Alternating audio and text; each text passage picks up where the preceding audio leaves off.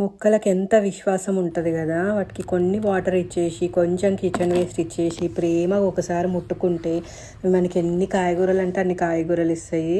నేను ఇవాళ వంకాయలు తెంపుకుంటున్నా. వంకాయలు మాకు ఇక్కడ పెంచడం చాలా కష్టము, ఎందుకంటే ఇది లేట్ గ్రోయింగ్ క్రాప్, చాలా లేట్గా పెరుగుతుంది.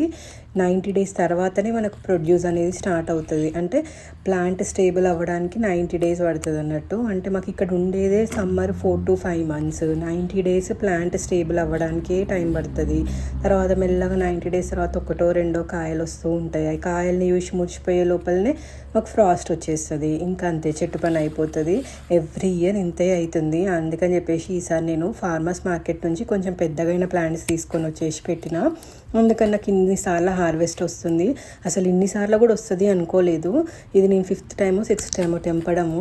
ఎంత సంతోషంగా ఉందో, అంటే ఒకసారి 2 సార్లు వస్తుందిలే అని అనుకున్నా చెట్లు కొన్నందుకైనా సరే అని. బట్ ఇన్నిసార్లు వస్తుంది, ఇంత సంతోషాన్ని ఇస్తుంది అని అనుకోలేదు నేను.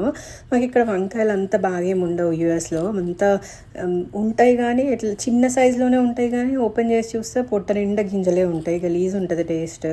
అదే మనం ఇంట్లో పెంచుకున్నాం అనుకోండి, ఎంత పెద్ద సైజ్ అయినా సరే ఆ వంకాయ లోపల గింజలే ఉండవు. ఇవి వదిలిపెడితే మన చేతి అంత పెద్దగా అయిపోతాయి. బట్ ఇప్పుడు నేను తెంపేస్తున్నాను కర్రీ చేద్దామని చెప్పేసి. బయట నుంచి మనం ఎన్ని వంకాయలు తీసుకొచ్చి ఎన్ని మసాలాస్ వేసేసినా కర్రీ చండాలంగానే ఉంటుంది. అదే మనం ఇంట్లో కొంచెం మసాలా లేకున్నా సరే ప్లెయిన్గా చేసినా ఎంత టేస్టీగా ఉంటుందో. అంటే వంకాయలనే కాదు, ఏ కూరగాయలైనా సరే ఇంట్లో వండించుకున్న టేస్టే వేరుంటుంది. మంచి కెమికల్స్ వేయకుండా ఫ్రెష్గా టేస్టీగా ఎంత బాగుంటుంది కదా. చూడండి ఎంత బాగున్నాయో. అటు అయితే నిన్న తెంపిన, మిగతా అన్ని వాళ్ళ తెంపుకున్నా. సబ్స్క్రైబ్.